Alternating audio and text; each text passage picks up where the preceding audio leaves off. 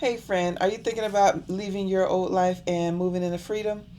Listen, you can't chase freedom if your old life still owns you. Before you finish making that plan to live full time on cruise ships, before you start converting that van into a tiny home, or start signing up for those digital nomad visas, or just retire in the spot that you're in, before you do any of that, there's something you need to do. Get rid of these 5 things that are weighing you down. And I don't just mean stuff that's taking up space in your closet.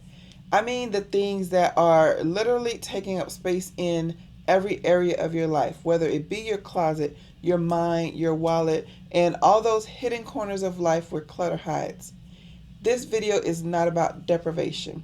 It's about designing a simpler, lighter life. Whether you're planning to live on cruise ships like me, slow travel the world, or just simplify your life right where you are, this is the checklist to get you there. Let's talk about the 5 things that I let go of before starting my new life to paradise. Hey y'all, if you're new to the channel, welcome. If you're not, welcome back. I'm Linnell. I sold everything and now I live on cruise ships full time. If this video is a blessing to you, I want to encourage you to give it a thumbs up, subscribe to the channel, and then turn on notifications. Hit the bell for all notifications so that you never ever miss another video. And follow me on my journey from poverty to paradise. For me, technically, everything wasn't sold. So some of the things I did sell, some things I canceled, some I donated, and some I just completely let go of. But they all had one thing in common. They were weighing me down.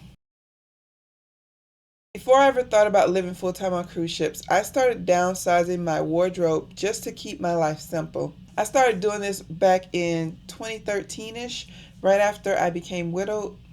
2013, 2014, right after I became widowed and I relocated from Florida to South Carolina. I use the Pareto principle. If you haven't heard of it, it's also called the 80-20 rule, which basically says that 80% of results come from 20% of efforts.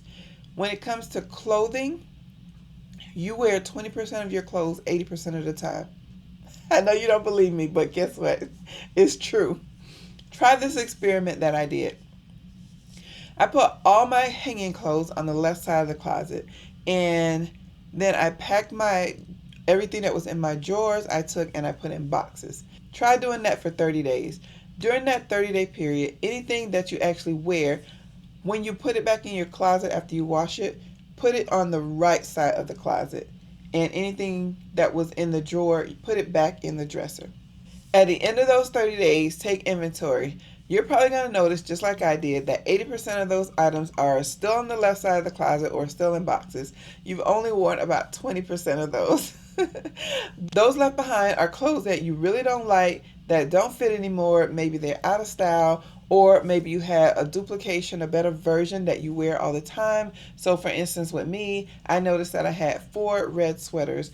I love to wear red sweaters in the, well, I was in Florida and South Carolina, so in cold weather, I always like to wear a red sweater. But I noticed that I was only wearing this one red sweater over and over and over again, even though I had 4 of them. It's like the other 3 were just duplicates. I liked them also, but I like this one particular red sweater that I wore all the time. So why did I even need the other 3? During that 30-day period, it happened to be during winter when I did it.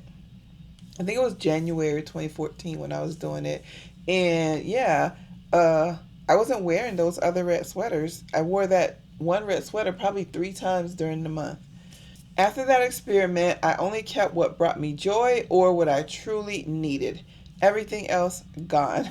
I stopped buying for someday and I started dressing for the life that I was actually living. Not for the life that I had left behind, and not for the life that I thought I might live if I ever lost those 50 pounds that my doctor keeps encouraging me to lose.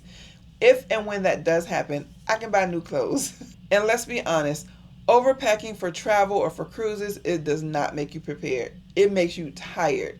If you've ever been on a cruise before, then you already know you came back home with at least 2 outfits that you didn't even wear, right? Every pair of shoes is one more decision, one more thing to drag around, one more reminder of a life that's gotten too heavy. The goal is not to own less, it's to need less. Freedom starts with your closet. When you walk in and feel peace instead of guilt, or get rid of that decision fatigue, you're already starting to declutter your life. I know how you feel when it comes to your home. I lived in a beautiful $400,000 home in a 55 plus active community in Griffin, Georgia. It was called Sun City Peachtree, and I absolutely loved it there. We had pools, we had a gym, we had pickleball court, which I never played, a restaurant where I could get my favorite chicken wings, and we even had a grandkids playground. But no one under 18 could live there, and at least one homeowner had to be over the age of 55. For adult communities, it was heaven. I had friends and I had a wonderful sense of community when I lived there. It was very quiet, it was safe, it was comfortable. Maybe a little too comfortable. But that comfort became a cage. After I took my first solo cruise in October 2023 and decided that I was going to leave my job, I realized that I also needed to rein in my expenses. Every property tax bill, every home repair, every HOA fee, all of that just became tiny financial anchors keeping me tied to a life that no longer fit me. You can't move forward if you're still paying for the roof over your past life. Selling the house wasn't just a financial decision for me.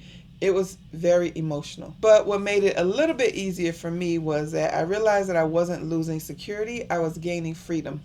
By selling this giant house and moving to a smaller, less expensive neighborhood that didn't have all the bells and whistles, even though I love those bells and whistles, I was moving the financial anchors that had prevented me from getting to freedom. If you're sitting in a house that's too big, too quiet, or too expensive, remember this: if it's preventing you from getting to your happy place, sometimes the bravest thing you can do is to let go of the walls that once made you feel safe. I know it's difficult. Listen, trust me, I do understand. I helped design and build that house from the ground up, and no one else had ever lived in it. It was supposed to be my forever home, the place that I would live until I died. It was absolutely perfect. We had a bedroom for us, we had an office, we had a guest bedroom. Upstairs, it was a loft with a another bedroom with bunk beds for my grandkids to come over. We would have movie nights. And again, I absolutely love that house. It had an attic that was a walk-in storage area. It had a nice, really nice front porch and back porch. Everything that I thought that I wanted in a dream home. It was way too big for just two people, but I had designed that for this life that I thought I wanted to live. And it was great. Again, I wanted to live there until I died. Until I realized that my freedom was way more important than this dream home that we had built. Now, this one's for the garage lovers, or like me, the recovering garage lovers. I sold things on Facebook Marketplace. I held virtual garage sales in my neighborhood group, and I watched people walk away with furniture that once filled my 4-bedroom, 3-bath home. I went from all that down to a 3-bedroom with no attic, no loft, no storage. It was like a crash course in letting go. And if you've watched any of my videos, you know I'm not the type of person who will sit around and just let something linger. If I know I'm going to make a change, I'm going to rip that band-aid off, let the pain come right away so we can get on and move to the next step in life. I was content in the new modest home, and the world kept turning until it didn't. The real turning point for me came when my now ex showed his true colors. Once again, I decided to leave behind another house that I had helped design from the ground up, this time leaving my ex and my old life behind. There were personal things that I didn't want to leave, but I didn't want to put them in storage either. So I gave those things to my kids, and whatever they didn't want, I donated to a center, a community that helped formerly incarcerated women rebuild their lives after prison. That made it easier, a little bit easier for me, knowing that my stuff was going to help someone else start their own new life.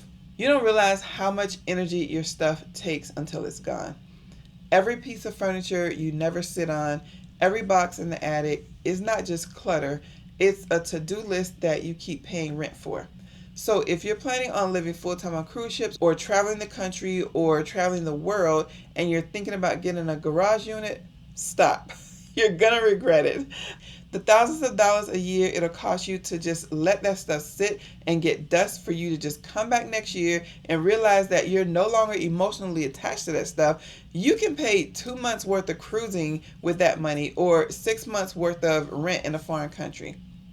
As you get ready to embark on your freedom journey, remember this: you can't build a new life if you're still cleaning off dust from the old one.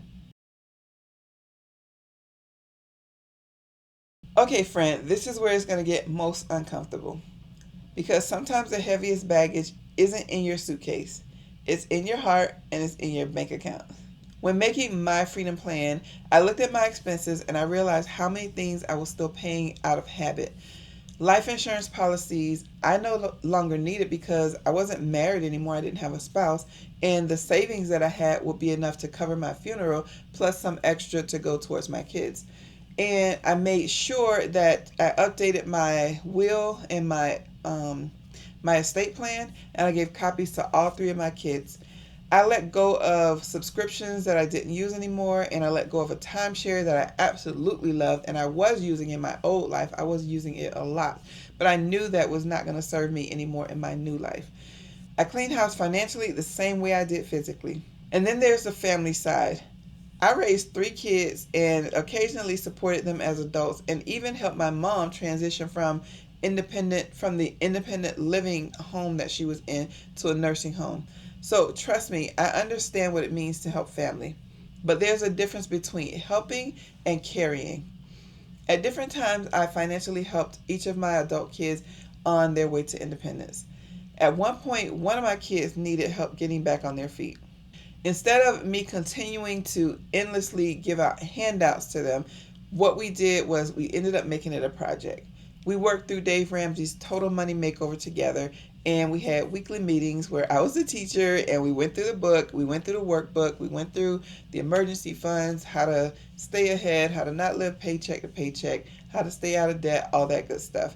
And I had them pay me rent, which I quietly saved. And then when it was time for them to leave, I gave back to them to help them on their journey to self sufficiency. So for me, I felt that that was love without boundaries. If you're still paying for adult children, old obligations, or just in case insurances, take a hard look. The money that you're spending to protect someone else might be the same money that you need to protect your own peace. Letting go doesn't mean that you have to stop loving them at your expense. Whether you're a fan of Dave Ramsey or not, some of the things that he said made a lot of sense. Your kids can take out loans for college, or they can work part time to get through school and not take out any loans. Whereas you can't take out a loan for your retirement. That's just not an option. So your kids have time to figure out how to pay for college, how to fund their wedding, how to recover from bad decisions that they make.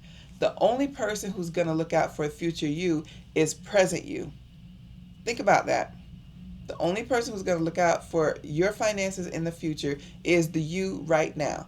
So if you're helping other adults at the expense of denying freedom to your future self, you're already hurting yourself. So that's something that you're going to have to let go of in order to get to freedom. I bought my SUV. I had a Hyundai Santa Fe SUV, 7 passenger van, because hey, I got a big family. I need to carry them grandkids to different places.